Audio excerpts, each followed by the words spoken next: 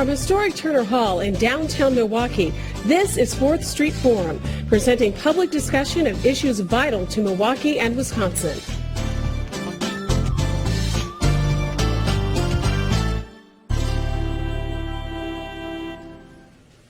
Today's topic is combating school violence. Welcome to 4th Street Forum. I'm Denise Calloway. Hello to our audience watching on Milwaukee Public Television and to our audience here in historic Turner Hall. We'll be hearing questions from them a little bit later in the program. Our guests today are Marquette University Law Professor Janine Geske, Transitions High School Senior Morgan Pete, Ambassadors for Peace founder Wendell Harris, and MPS Restorative Justice teacher Marvin Williams. Welcome to all of you. Thank you. Violence and the suspensions that result are a continuing problem in some Milwaukee public schools. Last year, a national consulting team found that MPS had one of the highest suspension rates in the country. Suspensions don't only affect those students who are suspended. Victims of their violence can be traumatized, and the event that caused the suspension can disrupt the education of many students. As part of an $8.5 million federally funded Safe Schools, Healthy Students initiative, 16 MPS schools are taking part in a program that employs the principles of restorative justice. Restorative justice programs bring the victim and the offender together in an effort to work out solutions rather than fight them out. Is restorative justice combating school violence? Is it the answer to a continuing problem at MPS, or just one of many tools that schools need to use?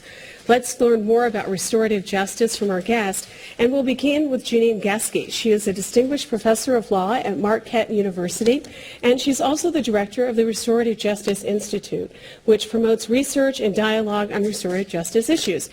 Professor Geske is also a former Wisconsin Supreme Court Justice. Professor Geske, can you get our discussion started by telling us a little bit about what restorative justice is? And I will try to do this quickly. I teach a whole course on it. But the concept behind restorative justice is that you bring together community in lots of different ways. You bring together individuals who've committed some act that causes harm to the general community or the school community, and also if there's a particular victim. And there are different processes. There's direct dialogue between two people that are facilitated by a third person, often called victim-offender dialogue. There's also circles where you use a talking piece. But the whole idea behind restorative justice is not to look at punishment for punishment's sake. It's to look at three questions. Who has been harmed by some action? What was that harm? And how can we work forward to repair that harm? And the person who's caused the harm has some specific accountability because he or she has made a choice, but the community also has an obligation to work to repair the harm, to bring harmony back. And really these various processes contribute to people seeing each other as humans and understanding, we all want the same thing. We want safe schools. We want the students to do well. We want our students to be able to graduate in a safe environment. And so it's a matter of bringing together all the various constituencies to have a facilitated dialogue, and not only just to talk, but to truly listen to each other. Thank you for setting the table for our discussion. And now we have a question for our other guest. Tell us, please, why schools are interested in restorative justice. And we'll begin with Morgan Pete, a 17-year-old senior at Transition High School, where young people use community resources to increase their awareness of social, cultural, and political issues. He's an active participant in the Restorative Justice Program and is also an ambassador for peace. Transition High School is part of the Milwaukee Public Schools. Mr. Pete, why is your school interested in restorative justice? Well, personally, our school is interested in restorative justice because it's a way that our peers and staff as well can voice their opinion without violence. And it's a way to be controlled. And it's something that help people voice their opinion and get their point across to another person without violence and arguing. Because I feel that most violence start with miscommunication. Because in a certain environment you don't have structure and it's uncontrolled. But within a restorative justice program and a circle that we sit in, it's controlled, it's easygoing, it's not stressful, and it's a way to voice your opinion and get your opinion across to the other person that you're trying to get it to. Great, thank you. Wendell Harris is the founder of the Reuben Harris Institute for Family Enrichment, a social service provider working with urban center youth and their families. Mr. Harris established the Ambassadors for Peace program at Community High School and Milwaukee Transition High School, where he also counsels young people. Welcome. Thanks for being with us. Thank you. Thank you for the opportunity. But before I go any further, the community high school students are also here now, so we don't want to leave those ambassadors We're out. glad to have them here with us. And to answer your question, the question was why are schools, Why are schools interested in restorative? frankly, my many years of working in Milwaukee Public Schools as a volunteer on working with schools to try and find ways to combat violence and to keep young people in school, we finally came to a point where we as a community have seen the value in these kinds of programs. We know there's research that shows that if we can restore communities, make them whole, and to resolve conflict, especially in our schools, that our young people have a much better chance of being successful in school. When I started the Ambassadors for Peace program, which is also a part of the Restorative Justice program at Transition, the program was designed with one thing in my mind, and that was that we needed to do some things to help keep our kids in school, to lower the suspension rate, to end this pipeline to the prison system that we face here in the state of Wisconsin. So I'm just happy that the schools are on board now, and thanks to people like Judge Geske, it's happening. Thank you. Thank you. Marvin Williams is a teacher at MPS Audubon Technology and Communications Center High School. He team teaches a year-round course on restorative justice to ninth graders with Milwaukee County Assistant District Attorneys David Learman and Paul Dudensky. Mr. Williams, why are schools interested in restorative justice? I'd say our school, Audubon High School, we were a first-year school, and before our year started off, we thought we need some type of discipline or some type of plan in place for our students the upcoming year. So we'd heard about restorative justice and the training, so we all went to it during the summer, the entire high school staff, and we went through it on the first day. We were like, wow, this is something that could really work. And we saw not only the way to repair harm, but we saw it as a way to use circles to do community building, to do discussions, roundtable discussions, and to have that structure that our students need. So we thought that was a way. And then we got in contact with Assistant DA Paul Dudensky, and he came, and I'm just the teacher who teaches it, but all the other high school staff members and administration, they buy into it, and also the students really believe in it, and something that works really well for them. Great, thank you. Well, we have the advantage of having Morgan here with us today, who's a student who participates in the program. So Morgan, maybe you can help us understand how this works just a little bit better. Can you tell us how a restorative justice session works in your school? Help us kind of visualize what happens. Okay, in the actual session, we sit in a circle. We line up a bunch of chairs in a circle, and it's mixed staff, teachers, the security guards, the peers, girls, boys, just we all in there, and we sit in this circle, and we just touch bases on topics that relate to our everyday life. In the center of the big circle, it's a centerpiece with items in it which we call a talking piece, different items like African sticks, balls, or whatever, and someone starts by grabbing one of the items that's in the middle. And we start off by telling what's been going on, how we feeling that morning, why do we feel a certain way, if it's good, bad, happy, more than happy. And then we talk about subjects that's going on in the world. And then again, you got the people who feel this way and then feel that way.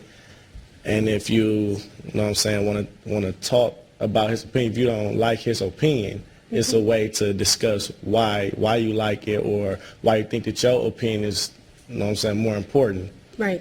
But there's a structure to it. You have to have, when you have that piece that you pull out of the center of the circle, you have to really have that. Yes. Before you can talk. Yes. And then that get passed around and everybody just get a turn. And what happens when you have, a young person who's been the victim of a situation and the offender who are there? How does that work when the two of them are face to face with each other? Well, it's something like peer mediation. You have somebody there who's not going to let it go that far. And they talk about it, and then they like, okay, I did this because, and then the other person like, okay, I reacted like this because of you did this. So they actually talking about it. And before they had the chance to talk about it, that's when it escalated. So now that they have the chance to talk about it, it's a easygoing thing. And you think it makes a difference in your school? I think it make a difference because young people don't have a chance to voice what they feeling actually. So this is just giving something different to the kids.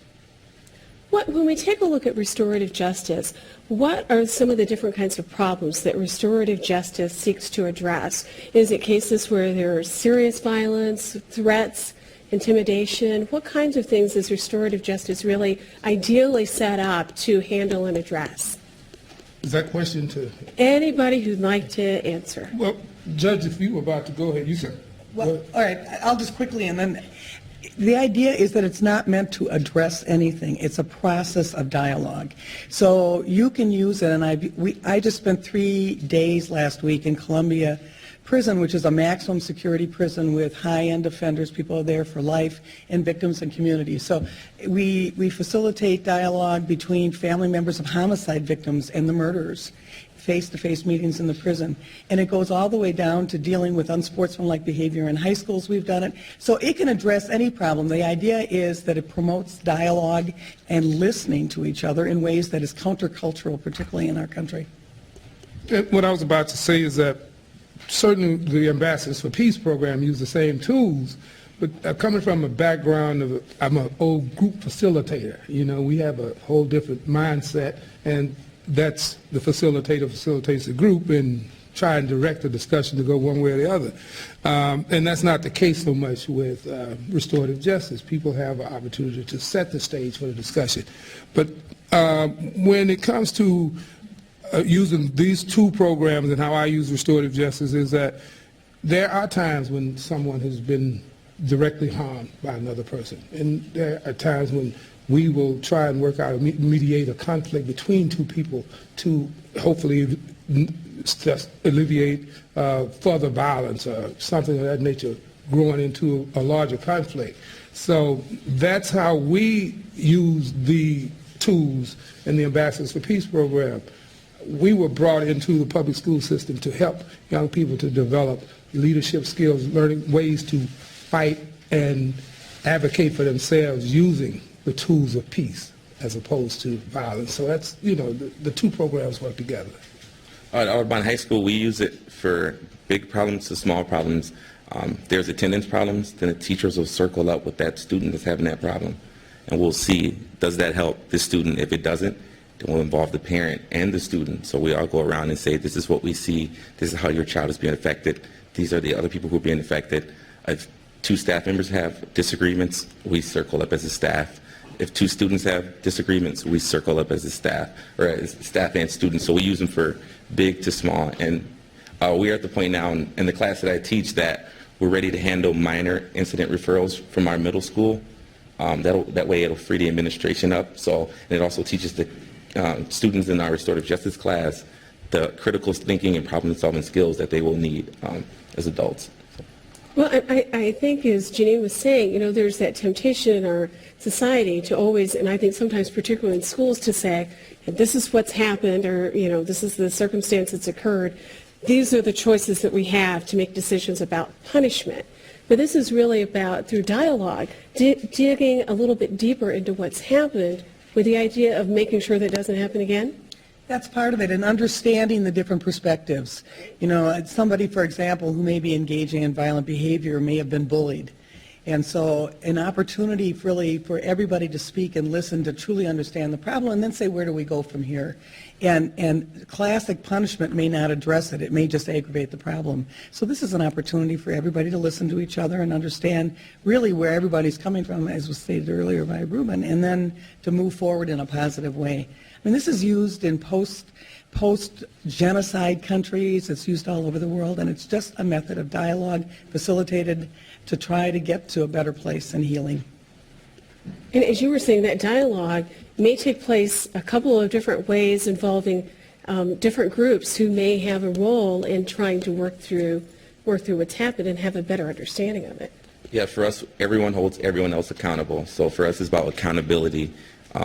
If I mess up as a teacher and a student calls me out on it, I have to say, this is why I did this, or this is my view of what happened. They'll tell me their view, and then we have the other people there to go around and say what happened. And then as the offender, I have a chance to say, my part, and then the student as a victim, they have a chance to say their part, and we're all part of the solution. So it's not just the victim says, this is what I think should happen, or as a teacher, I say, this is what I think should happen. So everyone is part of the solution. How does restorative justice really help people take that kind of responsibility for their actions? Because even without restorative justice, when someone knows they've wronged someone, without that formal set of circumstances or process, people can always step forward and say that I'm responsible. How does restorative justice maybe make that easier or put more of a context around it for people to take responsibility for their actions? For us, it's like community building. If you have to look at that person across from you and say, and listen to them say, this is how you made me feel. This is how you made me feel. And you hear other people say, this is how you affected us. You have, from our students, they feel a responsibility to the community, which is their school, to make things right. Because everyone buys into it. And if something's not right, someone decides, they don't want to do it, then it doesn't look too well or well for that person. Let me give an example to help. Most of us don't think about the ripple effect of our actions, particularly when they're harmful. And one of the classic juvenile examples I'd like to give, and a friend of mine did this, there was a young man, 14 years old, who put graffiti on gravestones. Now, traditionally, he would have been brought through the system, maybe deferred, maybe put on probation, ordered to make restitution, and he probably would be angry that he was caught. But instead, the mother of somebody who was buried below one of those grave sites, and her son, who was 14, was buried there, agreed to meet with him face-to-face and see a 8x10 picture of her 14-year-old son. He saw her face and what she had to look at when she went to the gravestone. That brought tears to his eyes and a changed behavior. So it's really confronting and understanding the harm that you're causing. And I would just add that that's exactly my opinion. It's the research and how the process works shows that people will take responsibility for their actions if they're given a chance to dialogue with the victim, the parties that they've harmed. But again, the stage has to be set as such that you take away, try to reduce the conflict to give that person a chance to feel, not to feel so outside, because that is a real risk when we get a group of people together in a room and start looking at one individual. That's when the skills come in, because that could create a problem also. When we take a look at restorative justice, and we want the outcome really to be for there to be an understanding and for the behavior not to be repeated again, how does restorative justice compare in its success compared to suspensions, which are the traditional way that we tend to deal with problems in high schools? Well, I can take a shot at that one. Over community high school, when I started the Ambassadors for Peace program, which is a part of the restorative justice program, the reason why I was asked to bring the program to community was because of high suspension rate. And the teachers were willing to work with the program and the students, meaning the students, because it wouldn't have been a program without the students, and that they would come together and deal with issues as opposed to suspending them. They would come into a room with myself as a facilitator and talk through whatever that issue was. Hopefully that young person would take responsibility for his or her actions and go back and make that apology to his class or to the teacher. And as opposed to, and the contract would be, I will watch this behavior and not, try not to repeat it. So in one semester, we were able to lower suspension rates by 31%. Which is significant. It's significant. And it was because the students were willing to work and the staff in the school supported the program.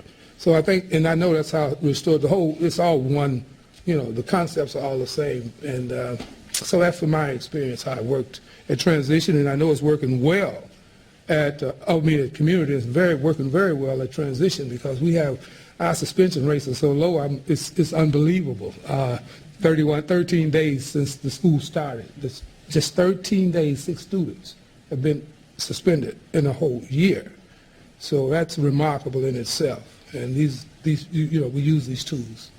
Thank you. For us, we go back to team building and community building and trust. And for us, we set high expectations at the beginning of the school year. We said we want to have 0 suspensions. So they gave students something to look at and something to try and attain. And when we got our first suspension, it was because of a fight. And then they took 1 day off, and one of the ways they could come back was they had to participate in a restorative justice circle. And when they sat down, they realized it was miscommunications, like he said. So now we have those 2 suspensions. Now everybody's like, man, we can't have any more suspension. So everyone's watching what they're doing so they don't get those suspensions because, once again, the high expectations are there for all the students. Morgan, what have you seen in terms of the way it impacts your peers, other students at the school? I think that the suspensions have reduced a lot because instead of suspending a kid and sending them home, that don't do nothing but make a kid more angry, like, oh, I got suspended, and they want to go back and fight again, so that calls for another suspension. But now that they could talk about it, and I'm like, okay, I'm not going to get suspended. Somebody trying to help me. So it's another option, and it's not what they normally get. And at my school, restorative justice is helping a lot because it's giving people the opportunity to get stuff off their chest other than let it build up, even when it's versus what you think about another person. I mean, it gives us an opportunity to voice what we feel about another person respectfully. And I think it is just working tremendously. So really, as a student, can it give students more control over the situation than they might have if they were fighting? Because you have the opportunity to say what you think. Yes, you get to say a lot more. Normally when a fight happens, it's not a lot of words or a lot of conversation. It's a little or nothing, and then y'all fighting. And then when it's all said and done, you don't even know what you was fighting for. You just know you didn't like what he said and he don't like what you said. But now you get to see where each other is coming from and what's behind what you think. So I just feel like it's a good program, and it's worth the time of being in the program. And I feel that it's very helpful in the schools that have it. You know, one of the things that struck me that Mr. Williams said was that your entire school staff went through this restorative justice training.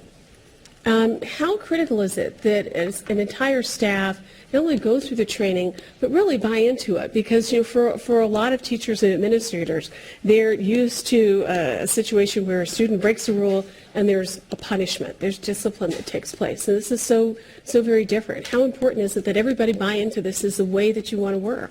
It's very important because we feel like as staff we should model the behavior that we want our students to use.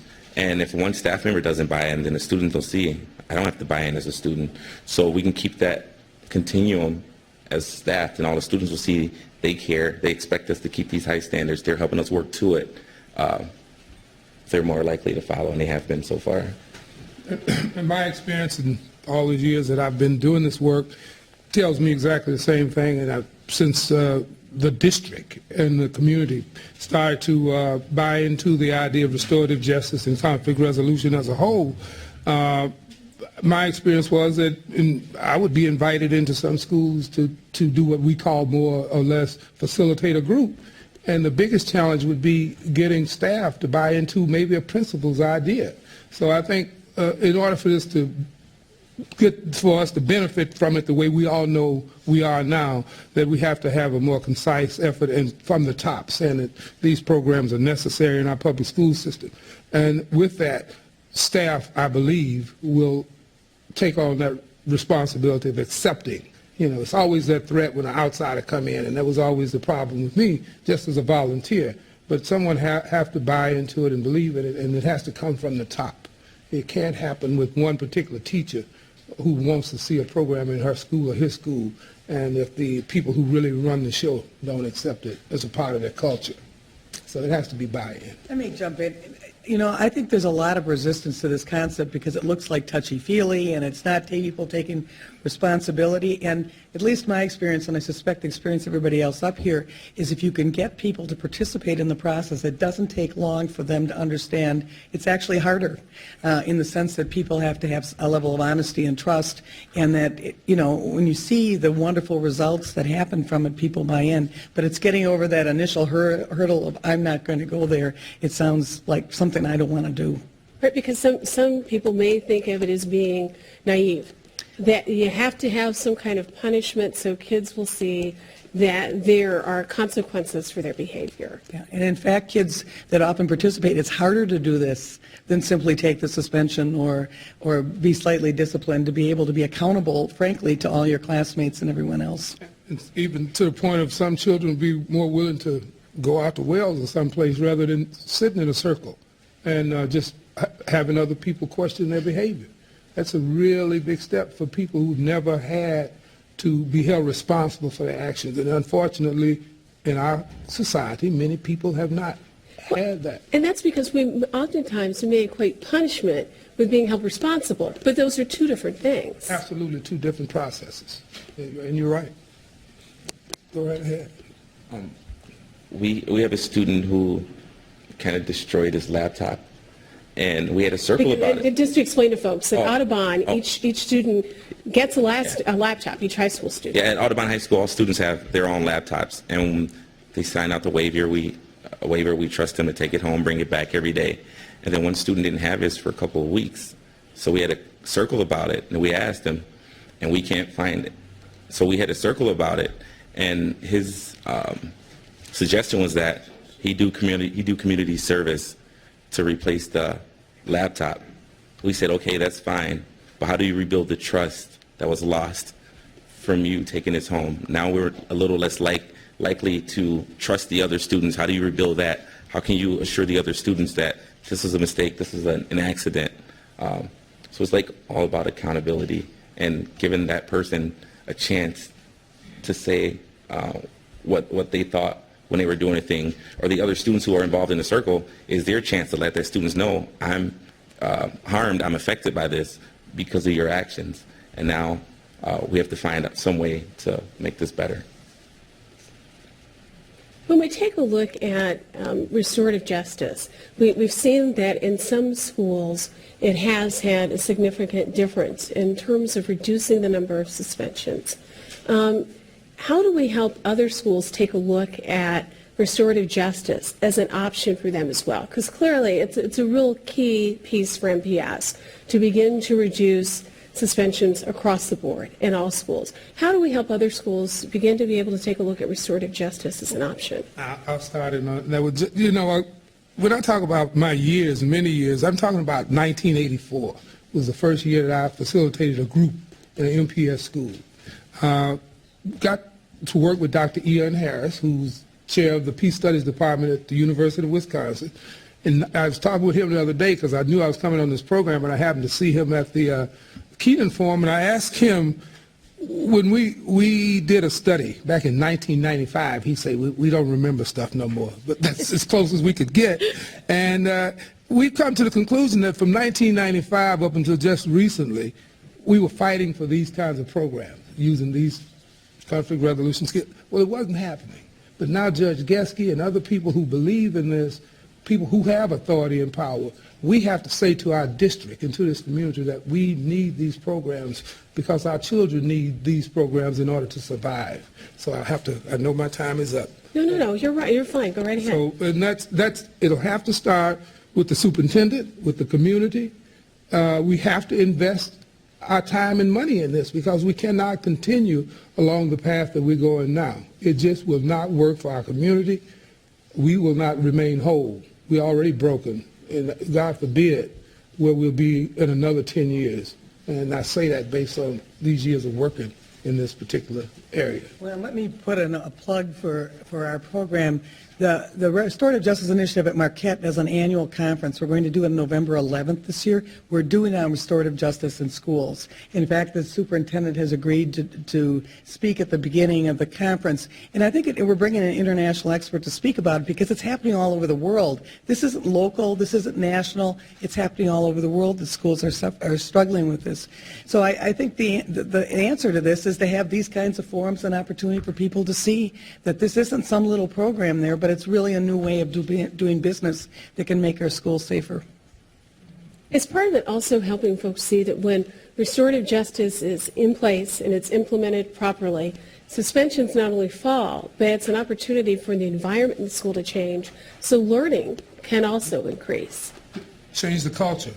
I take the risk of saying that after working with community high school for 3 years, I don't have to go into that building every day. We got college students from Marquette and the University of Wisconsin and students here from Transition High School who carry on the program, the culture. They keep the culture alive. It has to be in place, implemented, and the students they will keep it alive if we give them the tools and the support that they need. So that's our formula for keeping it viable. It doesn't just become a program that's in the school. It becomes a way that the school works, a way that students find to resolve problems. Is that what you have found, Morgan? Yes, I found that it's always another alternative versus than what you've always been taught. So that's what it shows me, and that's what I take from it. And I feel like if I wasn't never introduced to it, I would always been used to handling every situation just one way. And what would that way normally be? Okay, you're amongst friends. It's all right. It's all right. Yeah. But I mean, I think like most young people, if we take a look at what's kind of reinforced and what we see in society, what you hear in music, what you see in videos, it's violence. If somebody pushes you, the natural response, I think, for many people is to push back. That's correct. And I feel like that would have been my way. But since I was introduced to that restorative justice and talking about the problem, I never would have imagined that, okay, I can say what I got to say to this person and he understands and we don't have to throw a fist at all. You know what I'm saying? So I'm just thankful that I was introduced to it and that Mr. Harris here, you know what I'm saying, went through every step of the way with me. And some of the staff members that transitioning that's out in the audience. Well, thank you. Thank you for sharing that with us. It's now time for questions from our studio audience, and we have our first question. To Mr. Wendell Harris, do you feel more peace after the restorative justice practices inside the school and the community? I think, do I feel that there's more peace? I believe that if we make these practices more known and to the community, we would get the same positive results that we get in the schools. I think that that's absolutely true. It will happen. But as a community, we need you young people to sell it to the community. One of the things we learned with the Ambassadors for Peace program was that when you get these tools from us, many times you take them home and your parents be wondering, how did you learn how to, where do you come on with this discussion? Why do we discuss things when I've been used to just telling you what to do? But when you have the tools to communicate and mediate, that makes us all a stronger community, as well as a no. How do we begin to do that? How do we begin to take those skills that young people have as they've gone through the restorative justice program and translate that to the community? Is it a combination of young people sharing their knowledge with us, as well as maybe some work that's done in the community with different community organizations? Well, I've got ideas about everything, so you can just stop me. That's good. Well, the experience has been that I've actually had experiences where young people in the schools, we worked with a student and that child actually went home and had to help and had a situation where he or she used those tools. And the parents would question, where is this coming from? And it's up to they can take it back. We have to combat this angry stuff that they get every day in the media with tools of peace and conflict resolution. We can market that the same way this other stuff is marketed to our kids. And I don't want to manipulate this discussion. I'm Leah Brado. I'm a freshman with Mr. Williams at Audubon in the Restorative Justice class. And my question is directed at Morgan. Do you think that it's more the adult involvement or the peer involvement that makes the program successful? To answer your question, I think that it's both, because normally when you got a kid having a argument with the adult, they feel like they threatened because of the authority that the adult have. So, but then when you got an adult working with the peer and now they both communicating, it take the whole discussion to another level. So I feel that them two working together makes the program a lot more successful. If I could jump in for a minute, I think, you always have to look at the community that's involved or affected. And so there's nothing wrong, and I know it's been done, to bring in parents as part of the community and to have administrators, to have coaches, maybe sometimes have support staff or custodial workers or coaches. You just have to look at what the problem is, and everybody benefits from listening to each other. The people who are in authority benefit from hearing kids talk and what they're facing, and the kids benefit from hearing the adults' viewpoint. So I think, I really appreciate your answer, because I think that's ultimately what restorative justice is. It's not one little group meeting, it's everybody who's affected by the conduct. Hi, Corey Foster from the Running Rebels Community Organization. We have a violence-free zone program, and we do similar work. A question about, you mentioned about the staff involved in the mediation process. Can you explain the time? How much time does it take for the mediation to take place, or does this take away from the academic rigor of a school? Well, you go ahead. Oh, for us at Audubon High School, it takes time. I think that's a turnoff for some people, because it's easy to write a referral, write a suspension. You can do it in 5 minutes. But if you handle a circle, it could take anywhere from 10 minutes. We had hour-and-a-half circles. So it takes time, and we have our set-apart class time for it, as well as 30 minutes at the beginning of the class to do that. So it doesn't take away from our instructional time that much, because the more community we build, the less problems we have. And I think that's the answer. If you talk to teachers who regularly use restorative justice circles, they'll say they thought it would take time from classroom, and they were just that much more effective the rest of the day.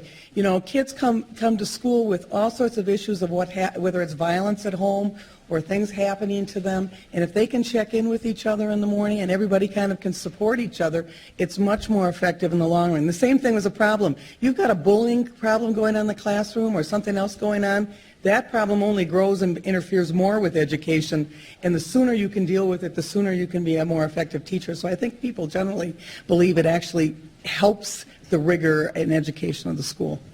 And I agree.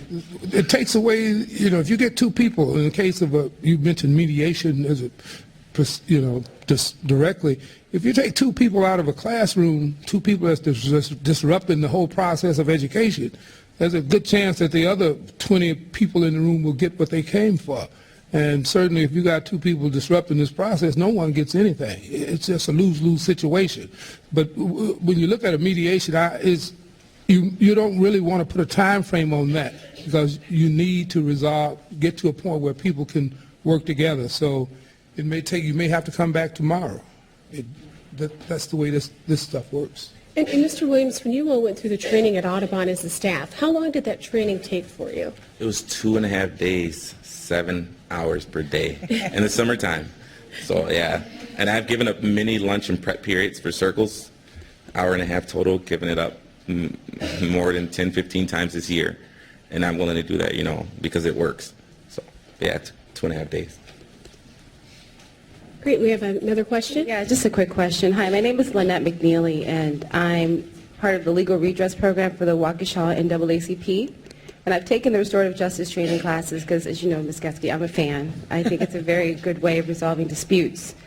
But my question is, if you're in a school or your child is in a school that does not have a program and they're being presented with a criminal option or a municipal ticket, is there a way or is there a process that the parent can elicit or elect to get into restorative justice and not have the criminal or the municipal case? You know, it really depends. The answer is always, I was like, our lawyer, it depends. But I have to say that many of the counties have a variety of programs. Obviously, MPS, Milwaukee Public Schools, has really energized its program. So there are 3 district attorneys that are involved in Milwaukee County in restorative justice, with Paul Dudinsky actually being in the school administration building. But in Waukesha, I know that the Wisconsin Correctional Services runs restorative justice programming, and in various places it's there, and sometimes it's a matter of just trying to convince the people who are making the decisions that this might be an option, and they may want to talk to someone. Now, I do want to say that when somebody's been the victim of a crime, it is totally voluntary whether they want to participate.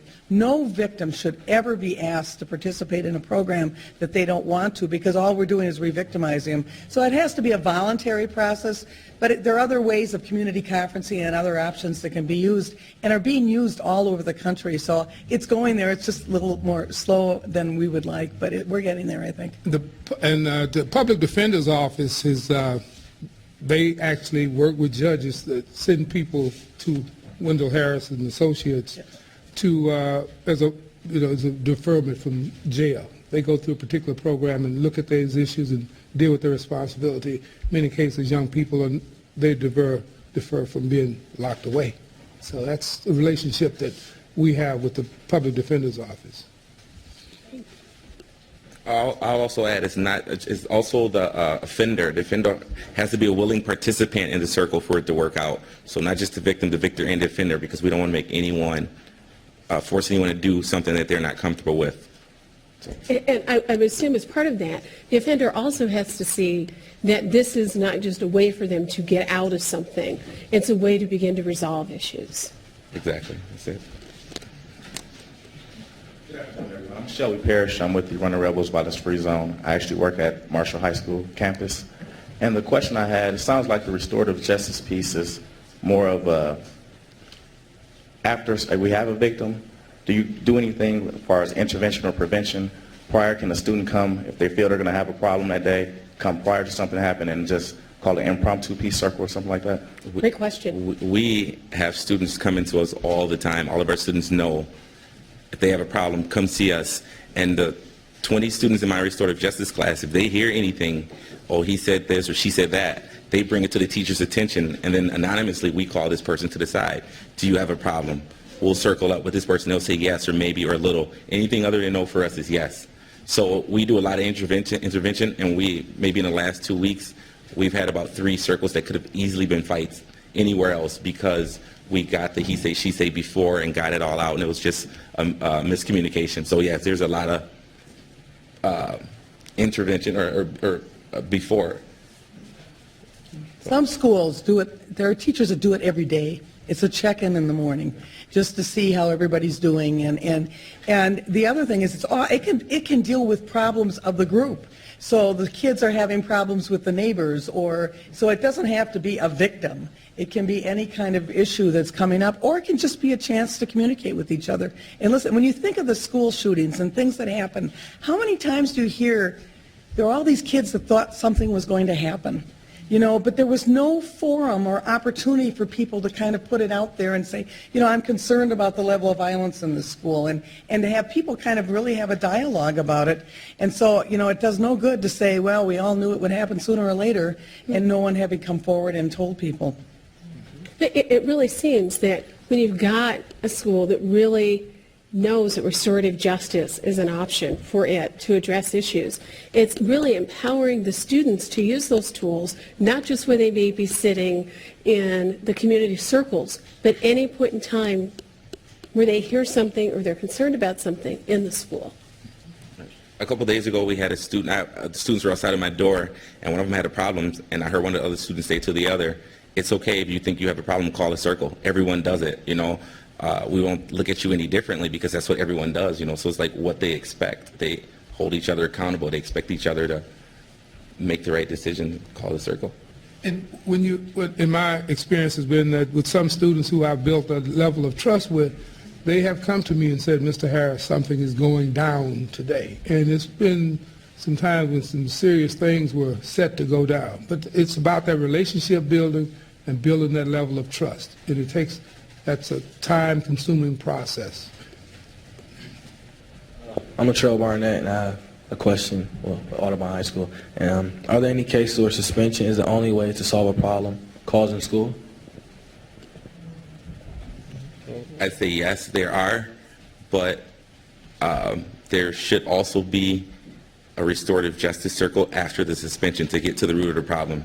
Because there are some things that, just have to be handled like that, handled by suspensions, in my opinion.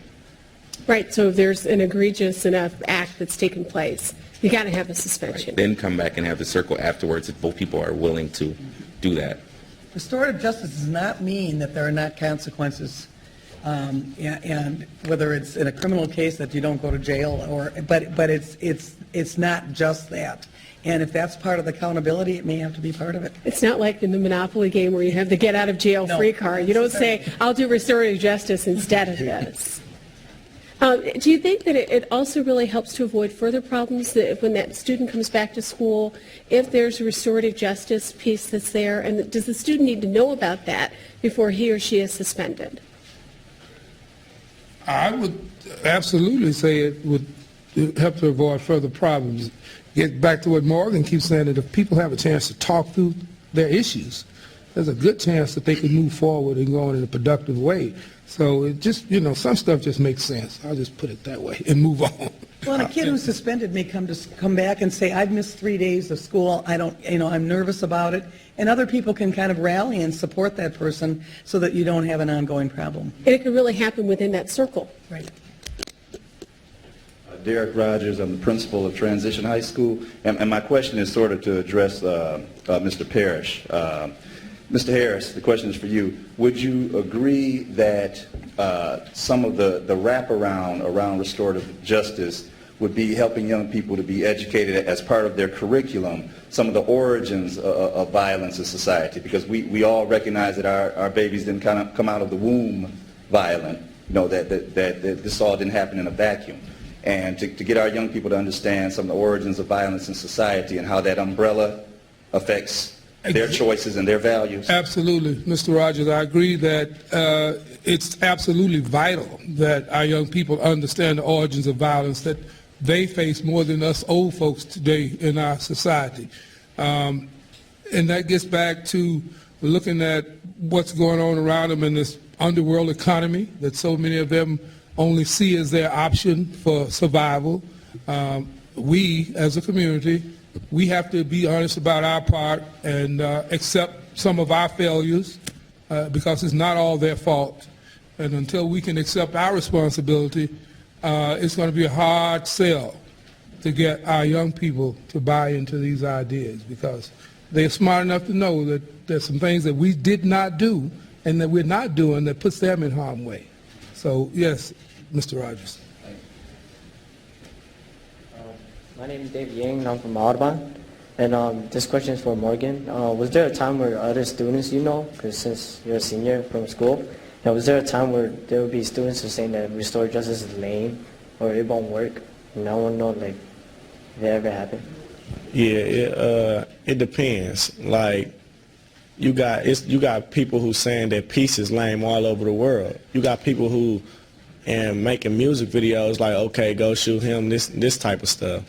You know what I'm saying? So you always got those people who gonna put it down because of the peer pressure and them being scared to engage in the program. But then that's where the adults come in and they they try to they try to assist the problem. Thank you. They try to assist the problem and try to give a better opinion and understanding of what could happen in the program versus you just listening to somebody who who don't want to do it because of the peer pressure that they feel of the people that's around them. So yes, you do got them people, but when it's all said and done, you got to make up your mind and you make your own decision. Like, do you want to go over here and fight, and now you got the 3-day suspension, or would you rather sit in a circle and talk about it and avoid that and go on with your day? So maybe if Chris Brown is convicted of what he's accused of, we could get him to do a restorative justice video. Maybe that'll help a little bit. You never know. Okay, we've got time for one other question. I'm Danny from Audubon High School, and I just want to ask Morgan something that, like, are you comfortable with the restorative justice guidelines? And you have, like, a rule of guidelines, would you change it? Like, what would you put? Yes, I'm comfortable with it. I'm comfortable with it, actually. I mean, there really is no guidelines except that respect another person's opinion. And, I mean, you're not forced to do anything in a circle. If you don't feel like talking that day, then you could pass the talking piece to somebody else and let them share something about their day. You're not forced to do anything.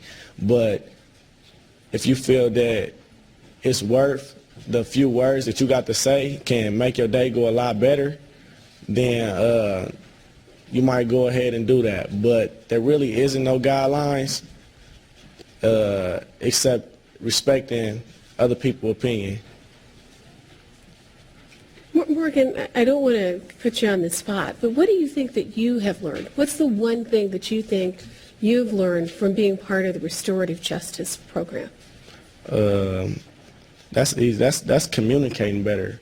Communicating with the person that you have a problem with, or just communicating with another person about them if you think that they're in the wrong, and then just communicating and tell another person what you feel. That's what I learned, and I felt that it's very important that I learned that, and I'm glad that I learned it early on.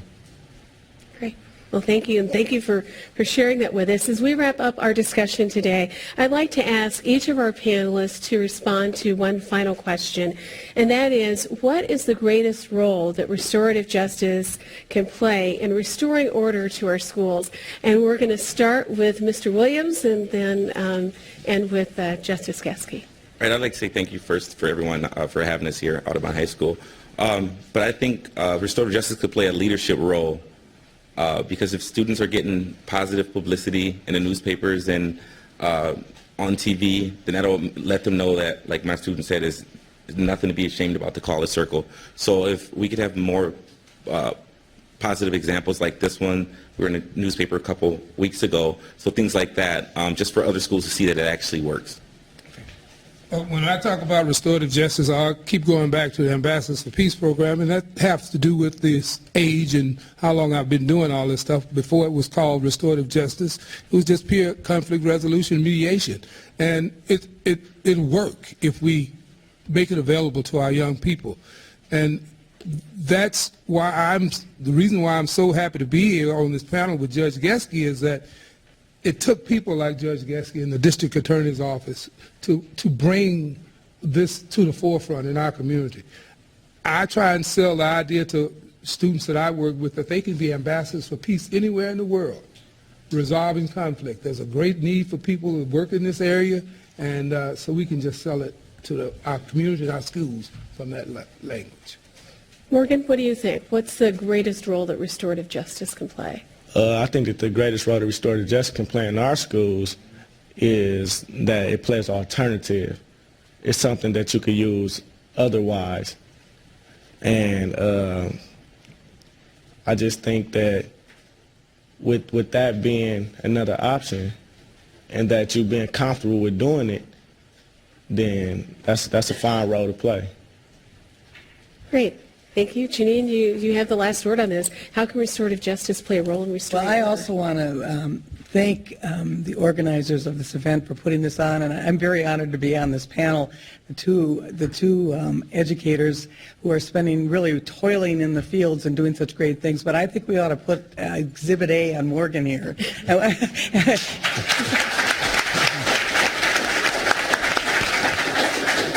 If we could have all our MPS students and private school students being able to handle conflict the way Morgan has so articulately has told us we'd be a lot better off.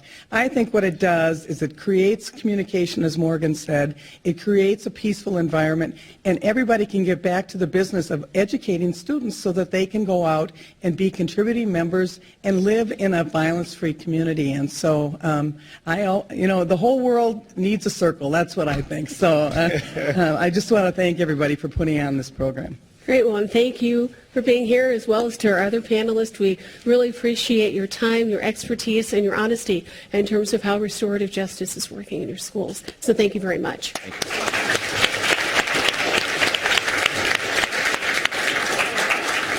We would invite you all to join us next week for Is Wisconsin Daycare Worthy of Our Kids? Good early childhood education is the key to success. Is our daycare system first class? And is it time to expect more from those who nurture young children? I'm Denise Calloway, and for all of us here at 4th Street Forum, thanks for being with us, and thanks for being part of the discussion.